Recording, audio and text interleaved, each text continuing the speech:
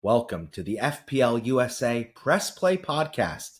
This is a milestone episode for us, as it is the first time under this banner that we are actually doing an in real life recording. So I'm Bucks. I'm joined in my living room in the flesh with Brian Chin. Chinny, the best manager on the podcast last season.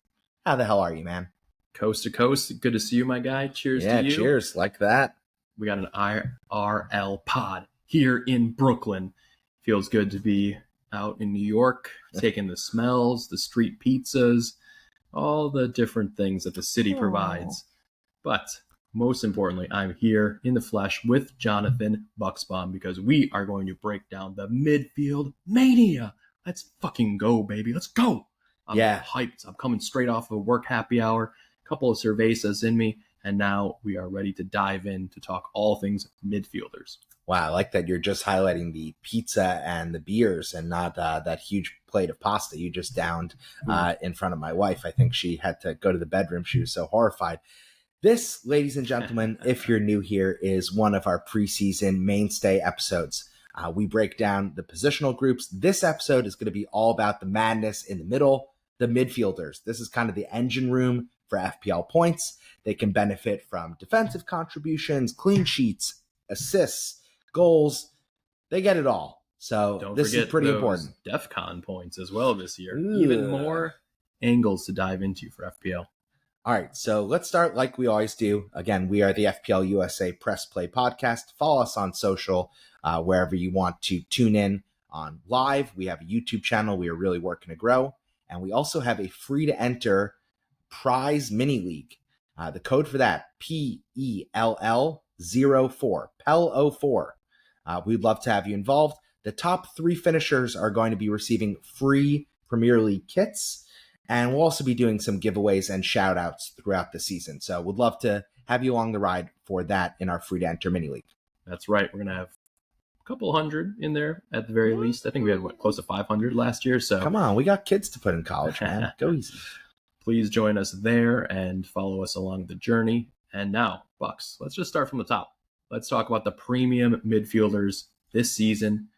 Overall, what were you thinking about the pricing for some of these guys? Let's cover Salah, Palmer, Saka, Bruno. Yeah, the super premiums. First and foremost, I think we need to pay appropriate respects. All hail to the FPL king, the Egyptian king himself. That is Mo Salah. He's neck, shoulders, beautiful fro that he cut off for the good of the game, for more aerodynamic speed bursts and the last season. He's the super premium of super premiums this season, deservedly coming in at 14.5 million. He set the league on fire last year, led Liverpool to a Premier League title, won the Golden Boot, pretty much won and took home every personal award there was to win in the Premier League domestically. And the Egyptian king has been Mr. Consistent, at least in my career. He's by far and away the best Premier League player. He's the best FPL player to really double down on that. So I think really deserved good price point. He's a player that, for me at least, is essential. What's your feel there, Brian? I mean, truly incredible. Like a fine red wine. He is just aging beautifully. I couldn't believe the tear that he started last season on. And honestly, if he didn't have his lull, he probably would have been able all-time to get record. the Ballon d'Or. Yeah, maybe. You know, he was on pace. So this season, he gets his most expensive price tag ever. And based on what we're seeing across the FPL community, he's essential. Because when you're looking at taking on his EV right now, based on what we know, I still think you start within game week 1, and then you can look past that first 6 game week window, and then maybe you could switch to another player like a Haaland. But for me, the main thing with Salah is Isak going to be coming into the fold. Oh, interesting. Verts and Isak probably. And Ekitike. I mean, there's a lot of mouths to feed. That's right. Well, they were the Premier League winners last season. They're comfortably the favorites going into this season, and they were also the best attack last season. And, you know, they're only strengthening what was already a real strength of theirs with some of their summer transfer signings. We just should say, you know, Salah in game week 1 is a monster. He has an incredible record of returns in game week 1. I think he has like 6 double-digit returns for FPL points in the last 7 FPL seasons of game week 1. Yep. So he's owned by almost 60% of the managers that have signed up. He's going to be kind of, the most popular captain game week 1.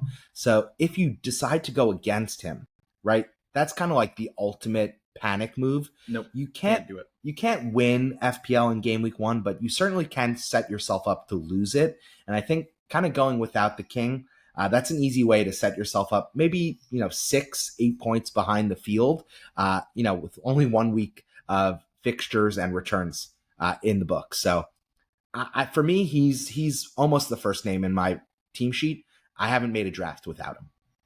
Yep. Before we move any further, I think the point I want to just join you on is you want to go relatively template in your game week 1 side. Maybe you have, 3 to 5 different picks, but the main big hitters, those big D swingers, you really need to have them because you're playing this game versus millions of other managers who are also going to be starting with Mo Salah. And it's just not the risk that you need to start without him. So especially when he's at home. I mean, the fixture isn't great on paper. Bournemouth are a good team, but just in front of the home, though, Zabarni might go to PSG. You could talk your way into it. But I think it's the hive mind pick. 3 goals minimum. Hive mind pick. He's going to be the most popular captain. It's just fit him in, captain him, and make those tough decisions starting in game week 2. That's the way I approach it. Enough said. Let's bounce to the kind of premiums that aren't Mo Salah tier. These are the captainable talismans, I think. So this includes Cole Palmer, Bukayo Saka, and Bruno Fernandes. These guys are 10.5 million to 9 million. And really the first name in my FPL team sheet, maybe it's the fact that I'm like an incredibly biased Chelsea fan, but Cole Palmer is not going anywhere if not in my FPL starting lineup. I think Chelsea right now, if you look at the fixture ticker, they have the most favorable opening fixture run. Beautiful. Now, that means he might not be in place for the entire first half, just based on how those fixtures might turn. But he's coming off a relatively down season where, he only scored 15 goals and registered an additional 10 assists. So I'm not alone in thinking he's a great pick for this FPL season.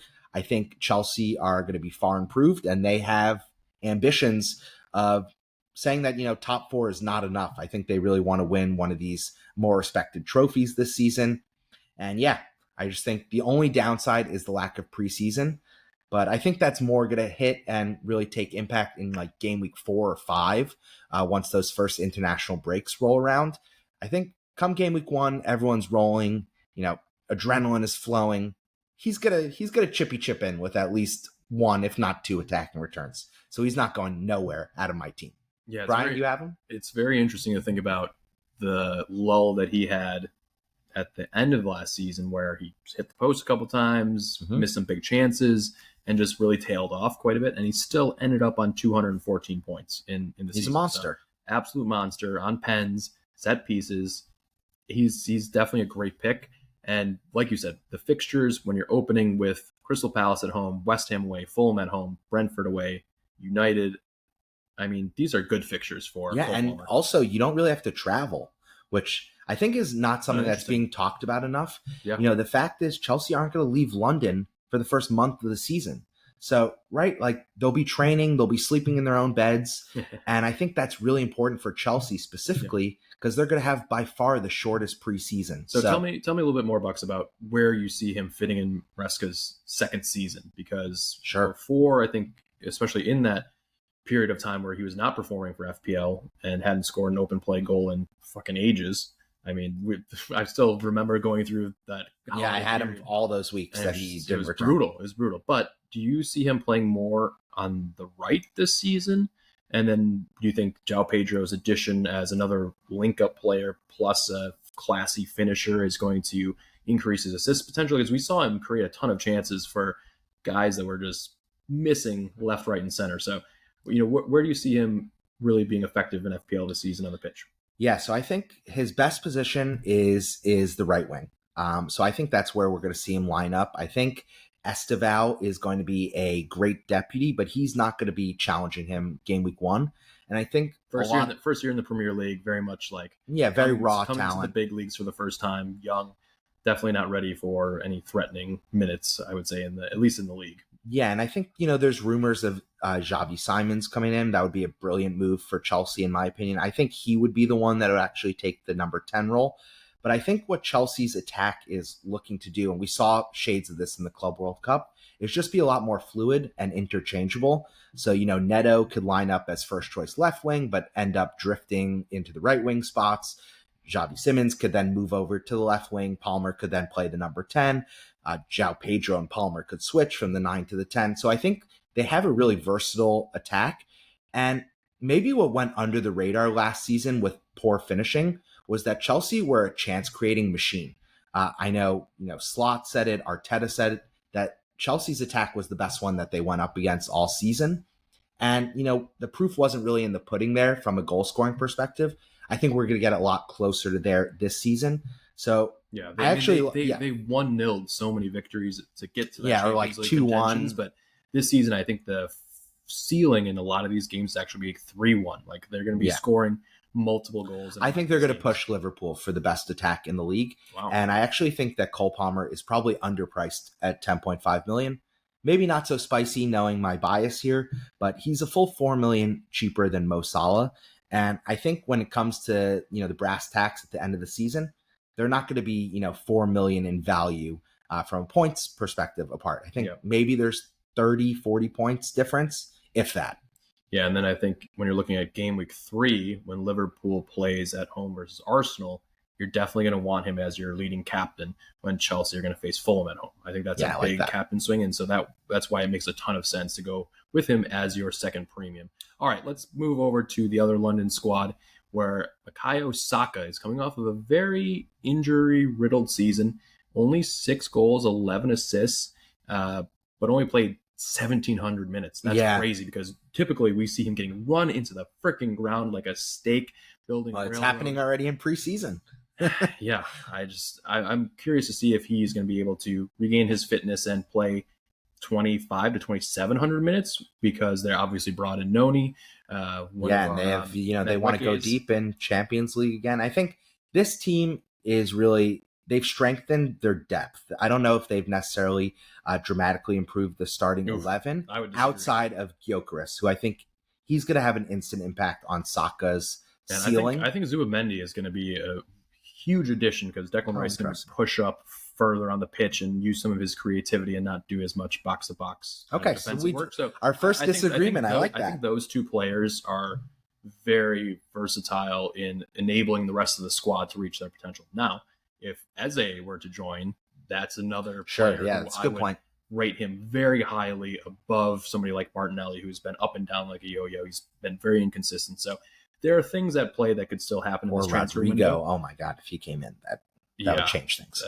Very much pace. But right now, they have pretty mixed fixtures to start the season. And at his price of 10 million, it's just not worth going there right away. Really? Some people are tempted by him in game week 2, I believe, when Arsenal is playing Leeds.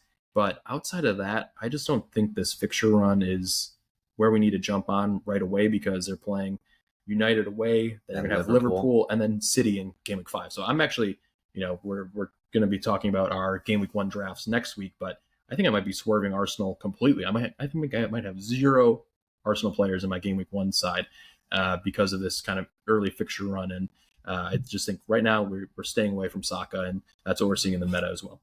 Yeah, I completely agree. I actually think that Arsenal are going to be a better team than they were last season, but they might be across the board worse for FPL. The DEFCON doesn't favor their defenders because they're so possession heavy. And I just think there's a lot of mouths to feed as they share the goals and assists. So, mentioned Declan Rice, Odegaard, this Gyökeres guy, Martinelli, Saka. I just think right now the kind of upside move is to go for Saka because he's actually a differential. He's less than 20% owned.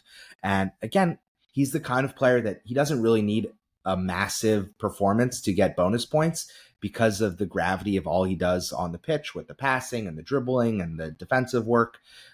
He often would just fall flat into kind of 2 bonus points, even when he got an assist. So I think he's a player right now that I'm not picking, but he's going massively under the radar based on kind of the fixtures and kind of some of the bad vibes we had coming off that injury last season. And one of those main reasons why he's going under the radar is because teams are looking to fit in Salah, Palmer, and maybe even Bruno Fernandes. Yeah, good transition. Who is really priced at an interesting number. He gets a price increase from last season, but that is because of his DEFCON points added to his total. So, excuse me. Oh, interesting. That's what you think? Because I think it's just the team around him. So it's he's going to fall into more points. Just interesting looking at the top 3 players we just talked about. Salah, 0 DEFCON points. Saka, 0 DEFCON points. Cole Palmer, 2.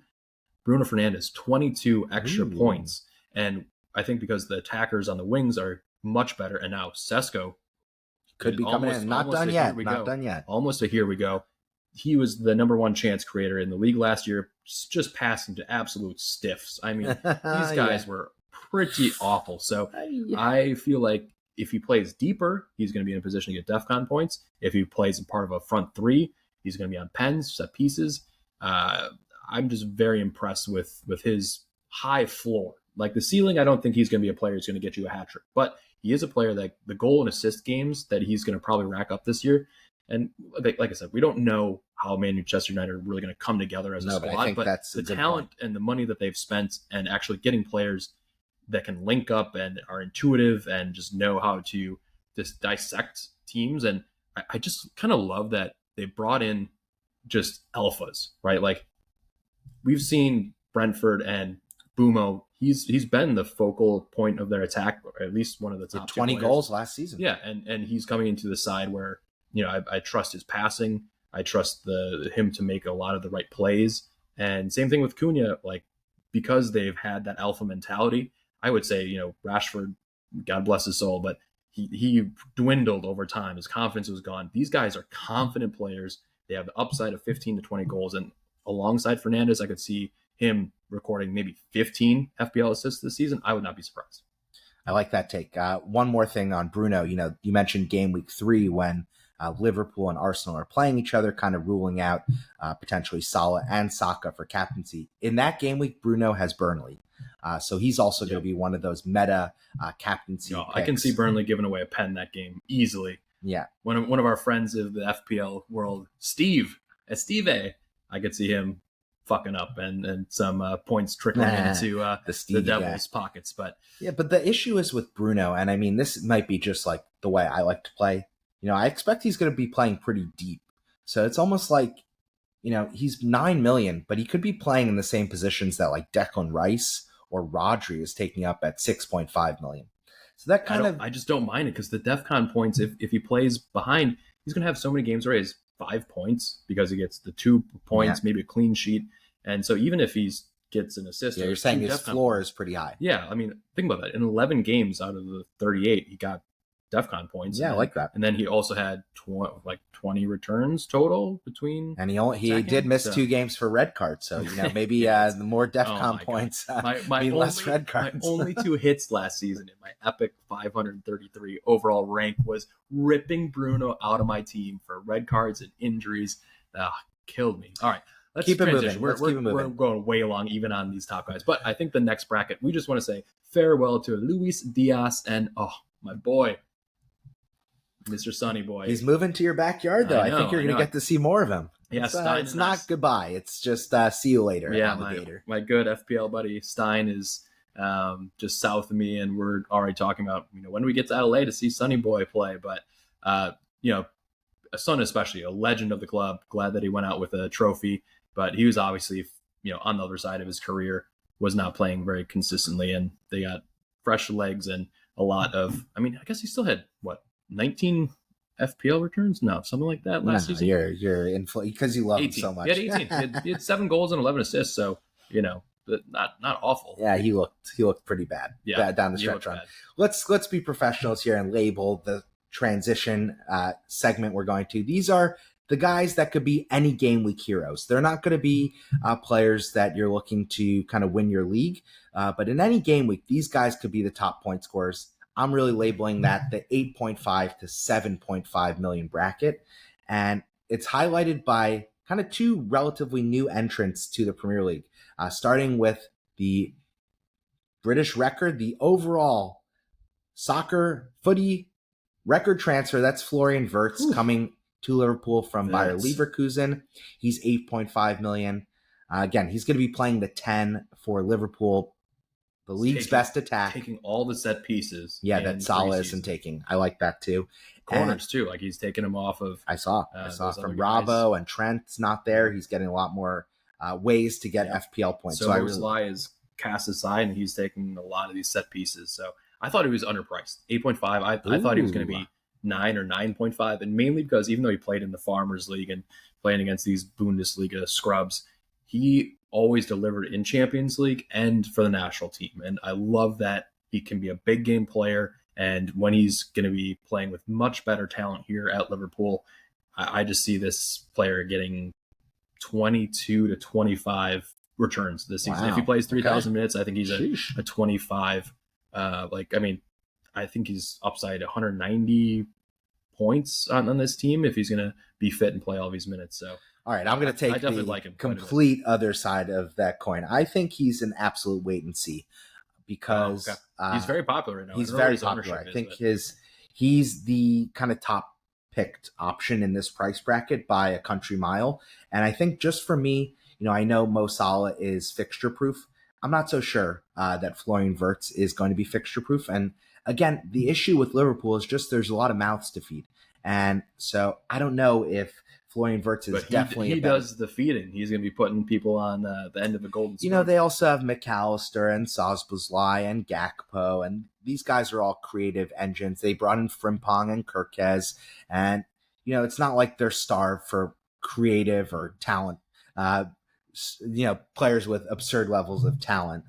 So he's one that, for me at least, I'm going to wait until, he's at a price point where I want to have that covered. But I don't think he's going to be in my game week 1 side. I think he's a player. This is one of the lessons I actually took from Christopher Nkunku last season. He was one of those kind of like massive hive mind. The hype was all there because of his Bundesliga output. And he played well in. Yeah, and he played well in the preseason. But, I think just it takes a couple game weeks. The Premier League is a different beast. So Florian Wirtz for me is not going to be in my game week 1 team. We're on other sides of that coin right now. I think he's a great option. But let's go to the next guy because I think this is another player that's very much dividing the FPL community, and that's Omar Marmoush, the Egyptian prince. Now, he's not quite Mo Salah, and we can all say that few of us are as great and what we do as Mo Salah is. Now, Marmoush also comes in at 8.5 million. I think he's the most nailed non-Holland Manchester City attacker. Interesting. And Manchester City, definitely when you look at Liverpool, their attacking fixtures are much better. So, the only drawback for me, at least, is like, what's his best position? Because there were times last season where I was unfortunate enough to captain him, and he was basically playing like right wing back. You don't want that. And if he's playing like a second striker, which is where I think his best role is, then he's great value. He's a player that I would want to have. But also, I just think kind of there's a little too much unknown. And Manchester City, we haven't really seen them in preseason yet. So Marmoush, he's one on my watch list. But right now, I haven't made spot for either of these guys in my game 1 team. Brian, I see you are going through it right now, just listening to me. And you're like, fuck, shut the fuck up and let me tell the listeners what the real move is, because I think you like both of these guys. Yeah, I think Marmoush is definitely tantalizing because of his price tag at 8.5 million. He is reclassified from a forward to a midfielder. He's going to be on some of the set pieces. They paid a hefty price for him, so they expect him to be one of the focal points of. And he had some of the goals of last season, so he has that in his locker. Yeah, I would like to see him taking a few shots inside the box instead of outside the box. Maybe. But overall, the opening fixtures for City are pretty good, and I think they have the highest expected goal total through the first 6 matches.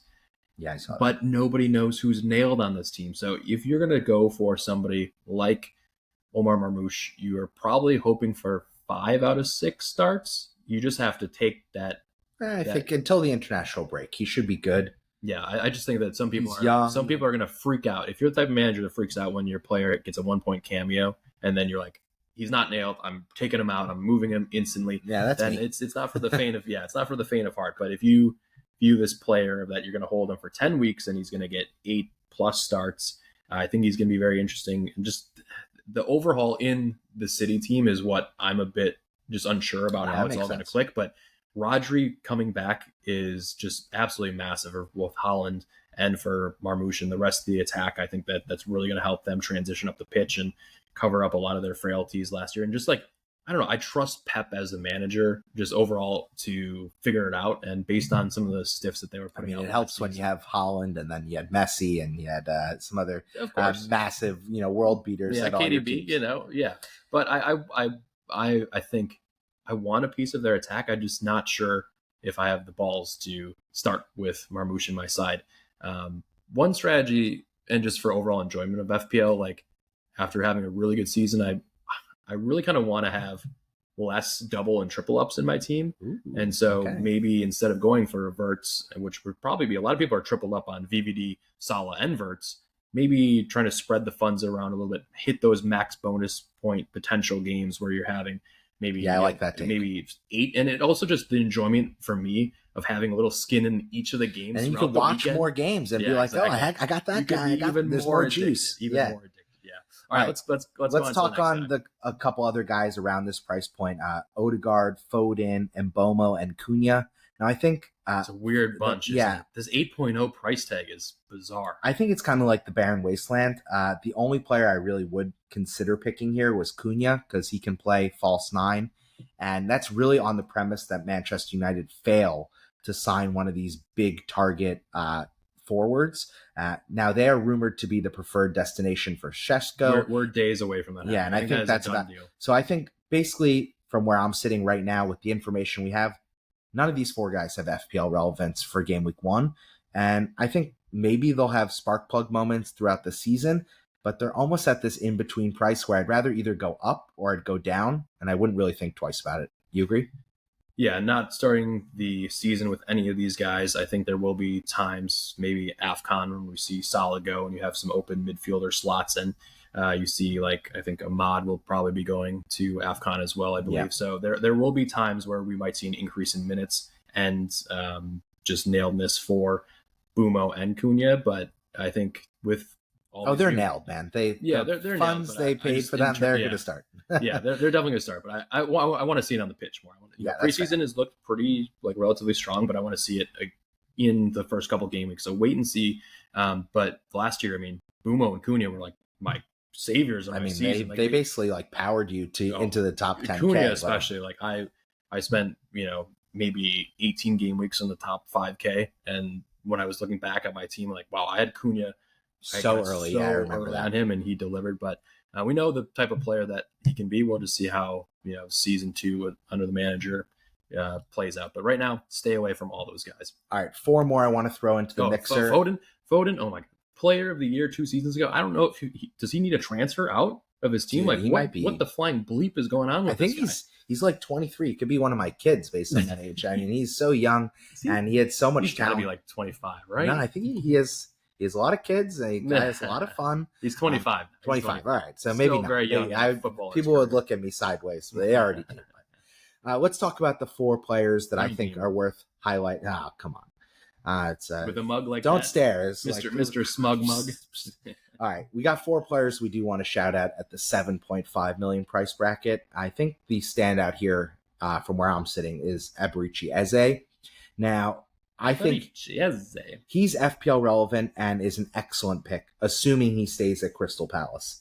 Now, I think it becomes a lot more complicated if one of these other London teams that have been rumored, is it Arsenal, is it Chelsea, is it Tottenham, decide to spray a strong offer in Palace's direction, and if he's tempted by that. Now, I think he has agreed personal terms with Arsenal. I might be wrong on that, but I know there was contact there. I almost think if he goes to Arsenal, he becomes a total cross-off. But if he stays put, Palace have looked excellent in preseason. Yeah, they've been piling in the goals. Even Mateta's been so 7.5 million. He might be on pens. Mateta sometimes takes them. I expect him to be the leading pen taker this season. Okay, so again, I think he has like 175, 180 point potential at Palace. Maybe that's 120 points if he makes a move. So that's one definitely to keep an eye on in the transfer window. Then the other 3 names, Gakpo, Gordon, and Gibbs-White. Gibbs White. I actually like Gordon. I think that if Isak leaves Newcastle, Gordon all of a sudden becomes like an insanely optimal FPL pick. Newcastle will be way worse, but Gordon's FPL shooting, as much as Semenyo. The guy's not going to be passed. He's going to pass to Nico Jackson. I mean, this guy's seen what happens when you do that. So I think he's one definitely that could be on your watch list, contingent on some other things shaking out in the Their transfer opening window. Fixtures are pretty. Yeah, they're blah. Bad. They're blah. Yeah, man, to be and Gibbs White, to be a Champions League squad and to lose Isak. I mean, this they late can't. In the window, their pull is like negative levels. It's brutal. I liked the Elanga signing at first, and then when you see Isak trying to leave Newcastle, it is absolutely brutal. Like what is going on with this situation now? They try to go after Sesko. He's not going to be there. It very much could be a really rough season, especially with all the cup competitions that they're going to be in. So, but if there is a shining star, it will be Gordon, and I think he could shoot a ton. So. I was going to say, the Newcastle fans probably won't notice because they have the most bars in the surrounding 1 mile for St. James. So there's like over 140 bars in the 1 mile. Sounds like my hometown of in Wisconsin. Man. Yeah, it's a beautiful place. One I do want to just mention, Gibbs White. He was reported to go to Spurs. I really liked that move for his FPL value. If that went off, it doesn't go off. And now Madison is injured too. And they're out of sliding doors moment in a big way. And I don't know if you saw the Gibbs White representation video with the owner. My wife is Greek. The owner of Forest is Greek. My wife has sat me down for some of those conversations before. It's like, you're not sure. Are we going to get out of this in one piece? Gibbs White, he looked like he was in the sunken place when that press conference. I'm so happy to be here. Yeah. Little Wario-looking mother bleeper. Oh, my goodness. Well, I think, he's a clear stay away. Even though they have great fixtures, maybe you go with Wood or somebody else. Because they get the pens. Gibbs White doesn't offer enough as the finished product. All right, and then I think the next bracket, you're looking at 7.0.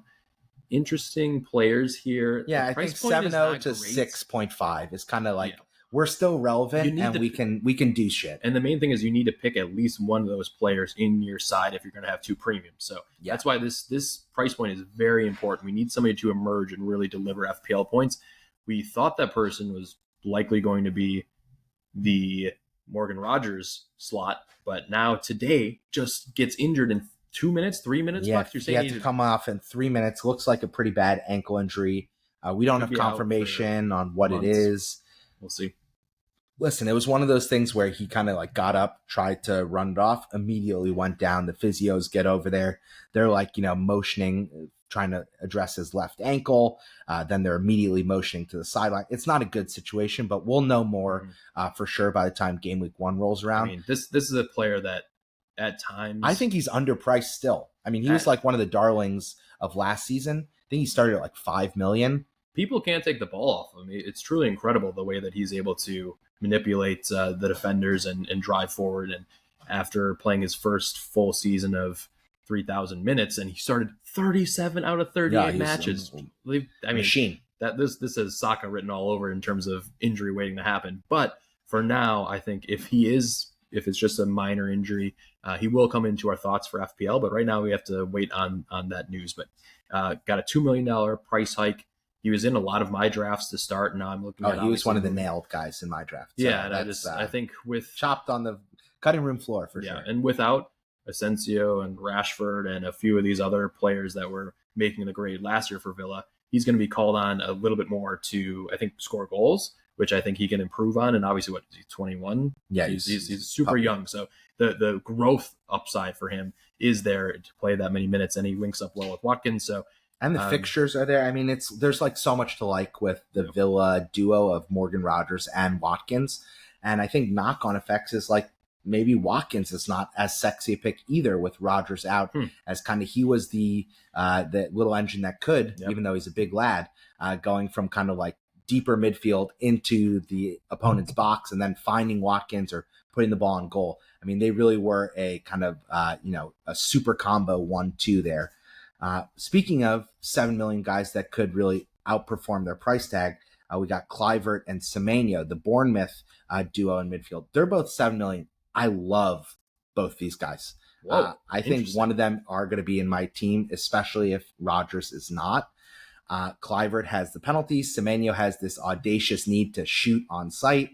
I think right now Bournemouth are the team that's being most slept on due to their game week 1 fixture at Liverpool. After that, the fixtures are actually pretty nice, and Bournemouth, they don't take any prisoners. They go into these games with insane confidence, and Iraola, their coach, has them playing really solid defense and just going for it in attack. So yeah, I think Clivert would be my pick if I had to choose one. It's interesting. I'm just playing around with the Fantasy Football Scout ticker, and if you eliminate the game week 1 fixture versus Liverpool, they actually move up to having the 4th best difficulty, in the FDR.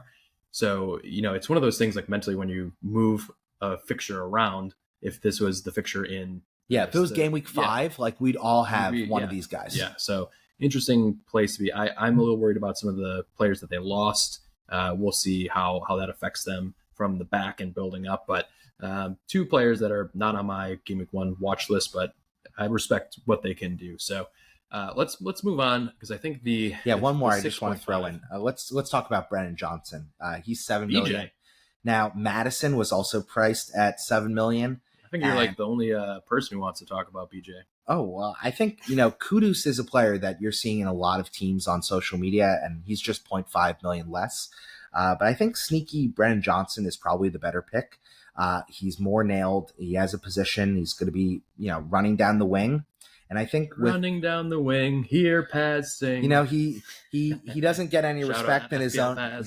He doesn't get any respect in his own home because I think he's dating Bonnie Blue.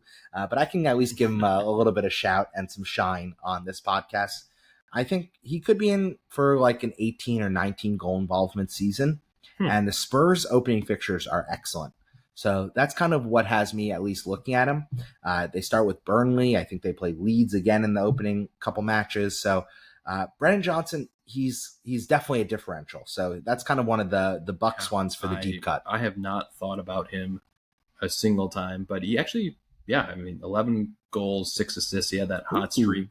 Not so bad after all. I mean, you did call him 18 to 20. That could happen again, but I'm not Son. I just don't know. No I don't know who's nailed for this team yet. I want to see Frank in action, but I do rate them to be more organized and Frank gets a lot out of his front 3. So that's historically proven. Any other players here? We have Shada, Neto, Savinho, Alanga. I think these guys are all stayaways for now. I mean, if let's say Vissa does leave, I mean, Shada doesn't immediately become FPL relevant. I think the guy who's backing up at the forward spot is more likely to become the man at Brentford. But Brentford they've lost so much. I mean, they lost Mbomo. He was their kind of creative engine. They lost their goalkeeper. They lost their coach. They lost their best midfielder. All right, we're losing time. Let's stop talking about that team. On to the 6.5 millionaires. Right. I think let's start at the top with Declan Rice. Probably had the best single-year performance for Arsenal in that back-to-back match against Real Madrid that anyone's seen in our lifetimes in the last 40-odd years. Those free kicks, my goodness. 6.5 million. He does offer set pieces, some attacking returns, and Siebert, which is the, challenges, blocks, interceptions, recoveries, and tackles.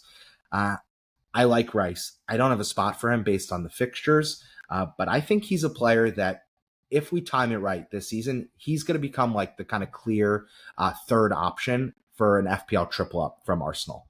So I really like the price point, and I think he will have FPL relevance this season. I mean, we were talking earlier about Zubamendi maybe doing more of the defensive dirty work in the midfield so he can press up and get more involved with the attack.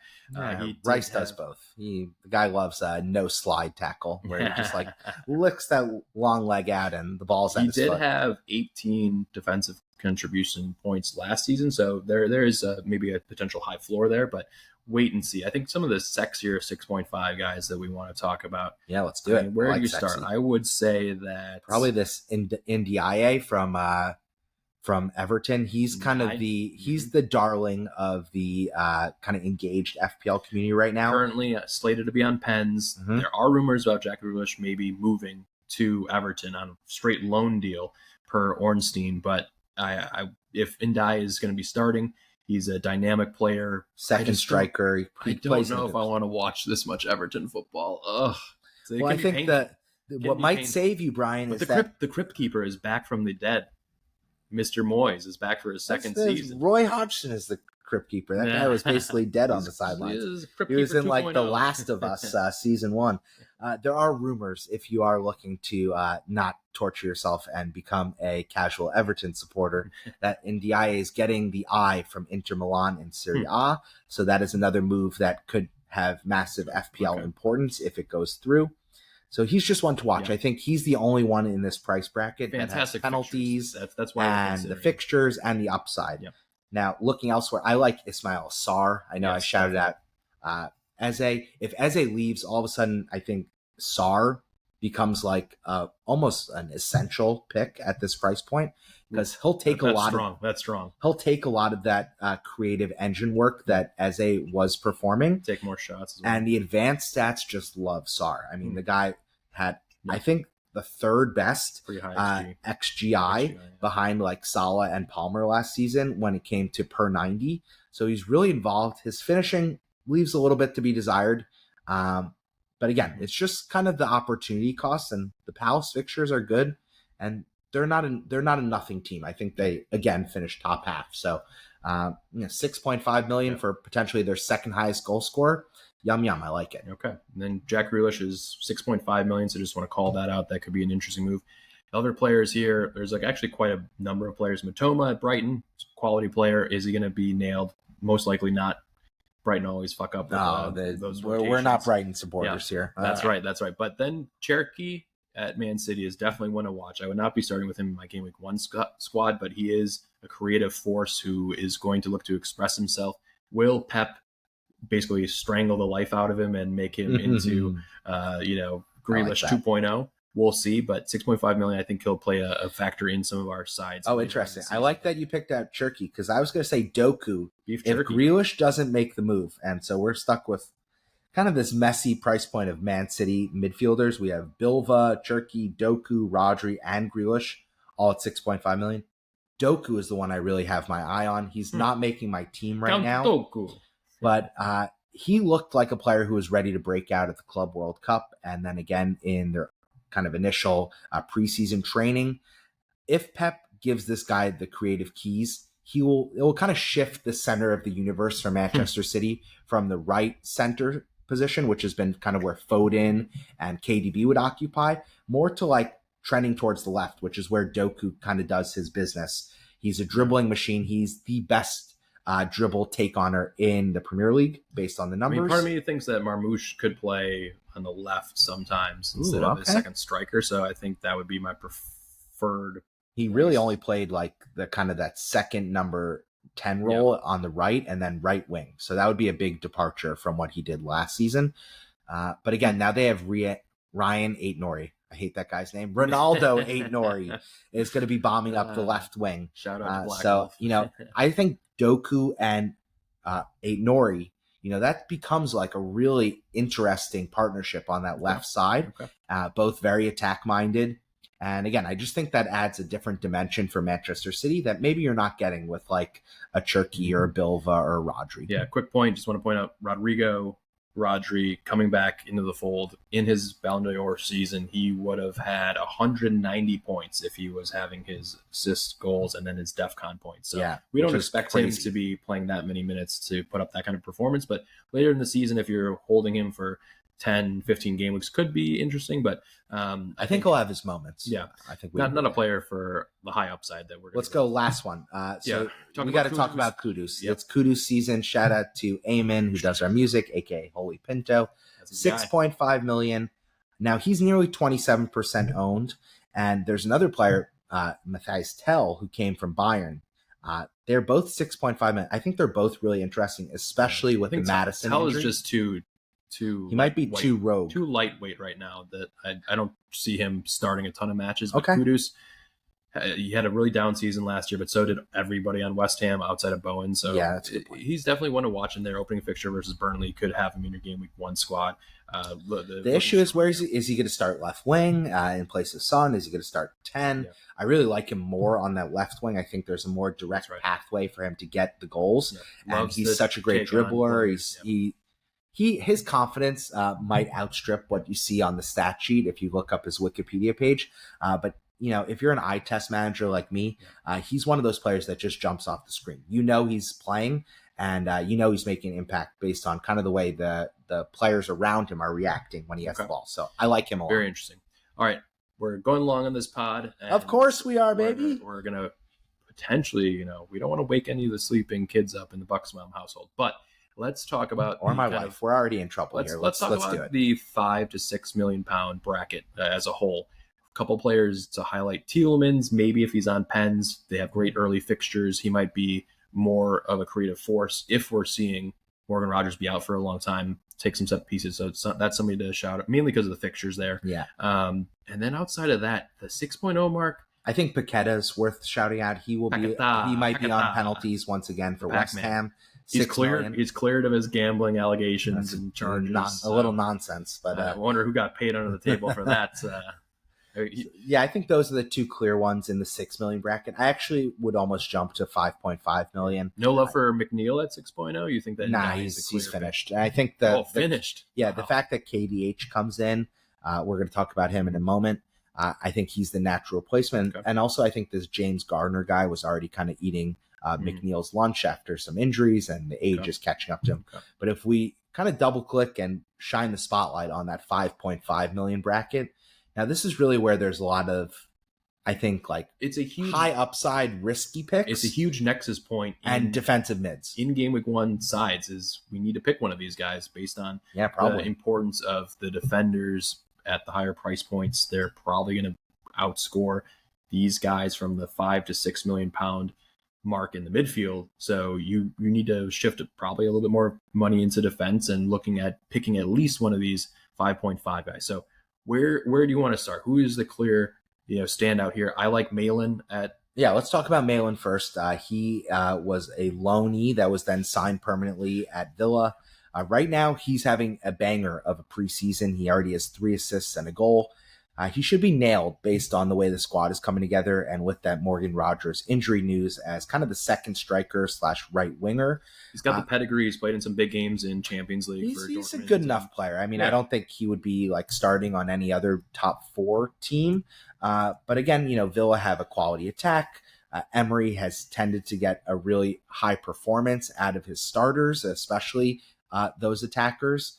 So, 5.5 million, it's kind of like a low risk, high upside move. And I think he's a player worth betting on at that kind of risk level. Due to the fixtures, I think that's the big play. So it'd be interesting to see how he's affected by Morgan Rogers potentially being out. And then another player, like you said, who's in good preseason form is Harry Wilson for Fulham. Yeah. Scored a boatload of goals. I'm not sure that he's going to be starting matches and playing more than 60 minutes. I think it's definitely a risky play, and I don't love Fulham's opening fixtures, but if anybody in those casuals want to throw him in, he is a player that had some. You're saying casuals. I was shout out one of the best content creators in the game at FPL Harry. Was saying that he's going with his namesake, Harry Wilson, FPL Harry. Interesting. Interesting. Kind of that handshake agreement, making love in that game week 1 side. He is the hottest player for what it's worth in preseason. He already has 5 goals. Had some spectacular goals off the bench last year for Fulham to drag them out of a couple of bad positions. So he's 28 now. He's just always injury riddled. So I guess if you're going to take a punt at this slot, I don't mind any of the guys that you pick, honestly. I think if you're going to go with a boring 5.5, you're looking at probably somebody like Elliot Anderson. Yeah, like the safe picks are Elliot Anderson, Moises Caicedo. Especially if you're going to wild card in game week 6, which is a potential time, game week 6 or 7, or other people are going to hold out till 13, but at 6 or 7, then you take a punt on one of these guys, and if it doesn't work out, you bench him and you play your first defender off the bench who's going to have a high floor this season with the DEFCON points. So I really don't think you can really go wrong with any of the 5.5s that are being really talked about in the meta here. But, I got 3 more I want to just throw into the spammer. So let's go. The new guy, Tijuan Reinders, he's coming in at 5.5 million from Manchester City. he scored double-digit goals last year. Now, again, he's taking a major step up into the Premier League, but he is not a defensive mid per se. He really is an attacking kind of like second midfielder. I think Mikati is also priced at the same bracket, and so is Oscar Bob. I mean, I'd much rather have Reinders unless one of those guys makes a move. I think he's going to be more nailed for minutes than those other guys. Yeah, and then Simon and Dingra, he's leaving Brighton to go to Sunderland. Probably their highest talent player. Just kind of when you is are 5.5 or is he 5.5? When you look at it, that's Sunderland have good opening fixtures, but they are Sunderland, so they might just suck. Yeah. And so, I'm staying away from all promoted teams. Maybe last one. This is my favorite one. I love John Arias. I've been telling Black Wolf. He was. Did you see him in person? Yeah, saw him twice at the Club World Cup. He absolutely tore Inter Milan a new butthole. Let's try and keep it PG with everyone else asleep. But he's a very impressive player coming to Wolves. I expect he's going to be one of the most nailed attackers behind JSL. Could be on pens potentially. I wouldn't go that far. I think Strand Larson is going to get that boost to get his goal tally out. But Arias has that explosive kind of talisman ability, and I think he's going to get a lot of minutes in this Wolves side that are, they just kind of need players to deliver the attacking returns. Okay. So I really like that. I mean, the opening fixtures, Manchester City specifically, it's pretty brutal, but he will be in my FPL team at some points this season for certain. 5.5 million, I think, kind of, he could get 15 goal involvements. I like really good run under Piera, right? Like they did pretty well. They won 5 games out of 6. They had their first 5-game Premier League win streak in their history, so that's not nothing. And again, he was one of those players that was tapped by the coach as kind of necessary reinforcements with Cunha leaving. I think overall, Bucks, my big thing is at the 5.5. I want to go for an upside attacking player who can score goals. I'm not going to be going with DEFCON, like a Caicedo, for example. I'm just not interested in that. Maybe Elliot Anderson because he might take some set pieces, but outside of that, I want a goal scoring guy who could pop up with a 10-pointer in one of these 3 fixtures that I have to start him to open up the game. Now, I have to say, we understand that the hashtag FPL community on social media is really just like a small subset of the players, and it's really a very isolated bubble. It feels like everyone has Elliot Anderson right now, but he's owned by less than 5% of the FPL game.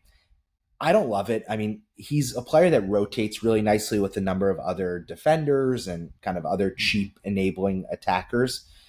It's kind of like your upside is 5 points, 6 points. Yeah. That doesn't get me necessarily out of bed in the morning. My 3 kids do that well enough as is, but Elliot Anderson, it's just kind of like a boring blasé pick. So I'm not here with it. Let's transition. 2 goals, 6 assists last season, so 8 returns, some DEFCON points. It's a steady. He's great for DEFCON. It's a steady Eddie play if you're just want to have him in your side, maybe for bench boost and have a high floor. But they do have nice opening fixtures, I would say. They do. The issue is really with Elliot Anderson, if we're getting really deep into the weeds, that I think if you're going to target the Forest opening fixtures, probably want to have a double up in their defense and Chris Wood. So that kind of makes it impossible to fit. All right, we're talking midfielders here, Bucks. We got to wrap this pot up. I actually would shout out one other random player, another Elliott, Mr. Liverpool, Harvey Elliott. He's a player who might get a move and is just I've always been intrigued by him, but he's never broken through into the Liverpool side. Yeah, he would be a great player to enter one of these if he stays in the Premier League. Yeah, to really kind of push on. But let's say if he went to Brentford, would you have him? If he went to West Ham, would you have him? He'd be very interesting in some of those teams. So, all right. And lastly, let's just cover a couple of other budget bin. And you got to start with KDH. Yeah, this is my fucking guy, Kieran Dewsbury Hall, the great white hope that wears blue. He only plays for teams that wear blue. He was at Leicester, then he goes to Chelsea. Now he's at Everton. He bleeds blue. Now I just think, based on the price, based on his pedigree, he's a Chelsea caliber player that's now going to be playing at Everton. Now, he wasn't a Chelsea first choice player, but clearly he's a professional baller, and I think he's going to be a nailed on starter. 5 million. He'll be playing in the attacking midfield spot. It's a little sexier than Elliot Anderson. I'm just going to say it. 0.5 million cheaper. I look around this price bracket. Baleba, 5.0. if he stays at Brighton, that could be an interesting 30 play. DEFCON points last year, so 15 games of DEFCON points. That's pretty good for 5.0. If you, again, really want to heavy up and you're not going to bench boost to start the season, so you want to I like that money into attack. Just somebody else who also, Adam Wharton is another DM at this price bracket. I think he's probably pretty good for DEFCON on Palace. Doesn't offer nearly as much attacking upside as some of these other guys. There's a couple guys on Sunderland that are getting a little... Yeah, this Lafie guy, he was their talisman last year. And then Granit Xhaka, out of nowhere. Guy wants to retire on the coast of beautiful Sunderland. Didn't see that one coming. So those guys are both $5 million. You see that video introducing him, and they're asking him, like, what do you love about Sunderland? They're just like, I love Sunderland. I have no idea what the fuck happens up here, but I'm coming here. Yeah. Very bizarre. He's getting that last bag. He's getting those high wages, apparently. Listen, I can't fault anyone, printing some money for their own family.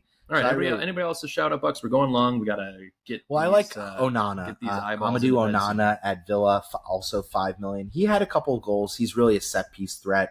Again, does offer a little bit of the Seabird, the DEFCON points. And we'd be loath if we didn't shout out a guy whose nickname is Boobs. Boubacar Kamara, also on Villa.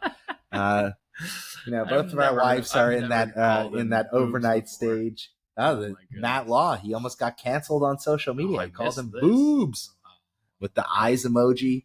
Come on, Matt Law, do better. It's 2025. You can't be just looking at boobs in the public eye. With any 4.5 to shout out, or do we just don't? Do not go to the 4.5 budget bin. If you need to, the only one that I really think has any potential value is this Joshua King. Now, not that Josh King. 18-year-old. Yeah, he's an 18-year-old talent at Fulham. He's already gotten 2 halves of preseason. He scored in both those kind of limited minutes. Yeah, interesting. There's another kind of doppelganger in this Aaron Ramsey for Burnley. Not that Aaron Ramsey. He's the brother of Aston Villa. He's the kind of lesser talent brother of Aston Villa's Jacob Ramsey. And right now he's the highest owned 4.5 million option. All right. Don't go there.